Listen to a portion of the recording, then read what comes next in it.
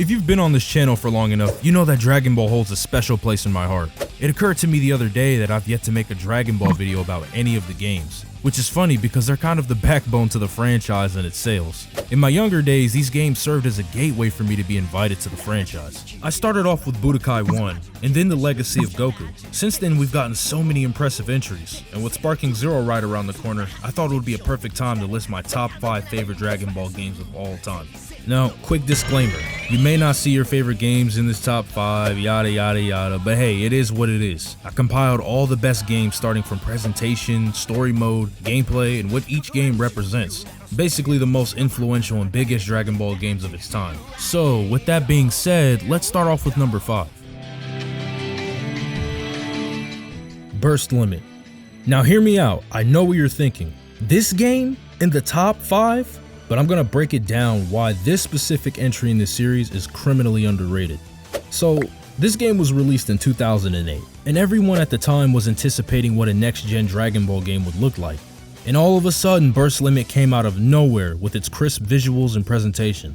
Honestly, even to this day, this game looks 10 times better than most Dragon Ball games. Burst Limit was the spiritual successor to the Budokai series, so it played pretty similar with a few tweaks. It set out to do everything those games did, but decided to be over the top with it. While it may not have improved on everything, developer Dimps knew what they were doing when it came to detail. At the time, we've never seen a Dragon Ball game look this good. When the characters clash and they flew in the sky, it gave you spectacle. When the characters hit each other, you felt the impact. And during the cutscenes, all the visual effects were improved, and it felt like a movie.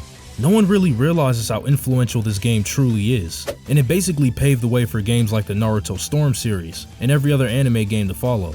It tried to be as cinematic as possible, and it definitely succeeded. See, nowadays we get cinematic games all the time, even Sparking Zero looks kinda crazy, but in 2009 this was a big step up. The biggest downside to Burst Limit for me is that the story mode stopped at the Cell Saga, so yeah.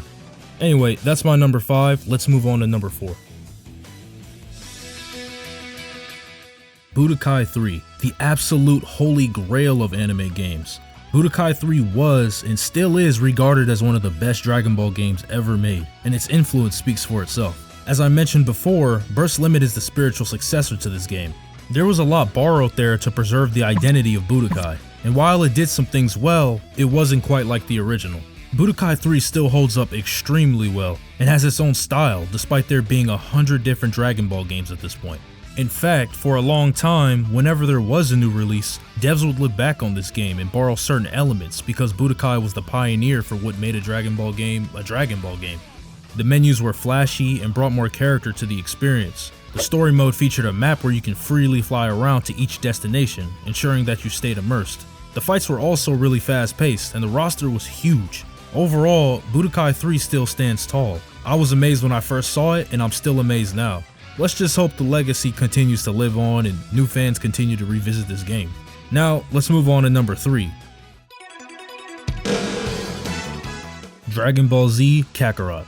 I'm a big fan of CyberConnect too. I think that they have a knack for great animation and knowing how to make cutscenes look fantastic. My introduction to them was Azora's Wrath and the Naruto Storm series.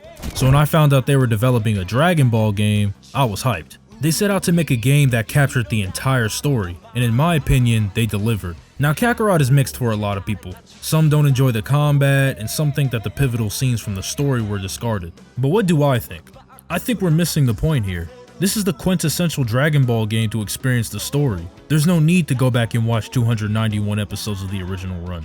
Although I still do recommend it, you have the whole package here. It also takes RPG and open world elements so that you continue to feel immersed into the world. It may not be the fighter that Budokai is, but it takes what it set out to do and it does it so exceptionally well that I can't help to put it on the list here. Spoiler alert, Xenoverse is not on the list. Not the first one or the second one. I was gonna throw it in here, but I'm kinda sort of burnt out from the constant homogenization of the modern game formula. It just seems that Xenoverse 2 is a good model for business, but not a good game in the same way that these games are, if that makes sense. Kakarot just feels like a game built with passion from the ground up, and I have to respect that. So that's my number 3. Anyway, let's move on to number 2. Dragon Ball FighterZ. A lot of y'all probably thought this would be the best game, especially considering that I'm a huge fighting game buff. Since this is number 2 though, you probably know what number 1 is. With that being said, fighters. This game is undeniable. Like I said before, it's an actual fighting game, so if you've ever played Marvel vs. Capcom, it plays like that, but it's a bit more fast-paced and it has interesting mechanics. You got tag features and sparking blast, which is pretty much X Factor, but what I really think sets this game apart is the visuals. To this day, I think this is still the best looking Dragon Ball game, period. It really captures the essence of the anime down to a T, and all the animations are crisp. You could thank the developers for opting in the style of 2.5D, which is the go-to visual style of the Guilty Gear franchise. My favorite part about this game though is how every character feels completely unique. There's 5 Gokus in this game, not counting Black and the Fusions, and yet they play so differently. I can't help but think this is the benefit of making a fighting game with a small roster. In hindsight, it may be crazy to have 13 Gokus, but on the flip side, having a character to call your own with its own unique moveset is pretty damn cool. But yeah, Fighters in second place. See, I would put Fighters in first place if it wasn't for this one game. The one game that changed the way we looked at Dragon Ball forever.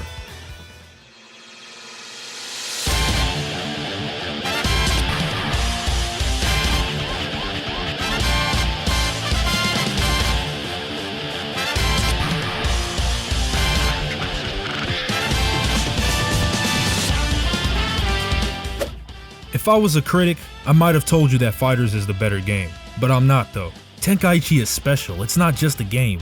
It's an experience that's the closest thing you'll ever get to Dragon Ball Z. Let me explain. When discussing this game, we've all heard the term Dragon Ball Simulator, but a lot of people are not aware of what this term actually means. With Kakarot, you got an open world, a story-based game. With Fighters, you got a competitive fighting game. With Xenoverse, it was like a make-your-own-character MMO kind of deal. And then you got Tenkaichi 3, a game with over 161 characters. Now, I'd be lying if I told you the game's appeal was its roster. And well, that's part of the appeal, but not the whole thing. Tenkaichi 3 is a fast-paced action game, much like the other ones, but what really sets it apart is its mechanics and how it helps support this simulator argument. The game's got Z counter, vanishing, counter vanishing, Z burst dash, sonic sway. I mean, the list goes on and on and on and on. And all of these mechanics are there to ensure you feel like a Dragon Ball character. They may seem like a lot and daunting, but it all comes natural in the middle of combat when you get used to the controls. The character expression is so high in this game, I've seen pros just make up combos on the spot, just by combo canceling and utilizing their movement effectively. There's so much here gameplay wise, and I haven't even scratched the surface on what else makes it great. Besides this game having every single Dragon Ball character known to man at the time, we also had every costume, every move, every unique dialogue between all the characters, and some of them were actually really fun to watch, and it almost felt like what ifs. Speaking of what ifs, in addition to the story mode, this game featured what if scenarios, where you can play out situations that never happened in the story. This was a game changer, and every major Dragon Ball game after this started to include what ifs. To that, I say why not? It's a cool addition. Every Dragon Ball fan has played this game, and if you haven't yet, you owe it to yourself to play it. It's truly a game made by fans, for the fans. But hey, that's my list. If you liked it, leave a like and subscribe to Arcade. And if you didn't, go down in the comments and write a 15-page essay on why. Nah, I don't care. At the end of the day, we're all Dragon Ball fans that just want to show love to the series. Anyway, I'm out. See you when Sparking Zero comes out.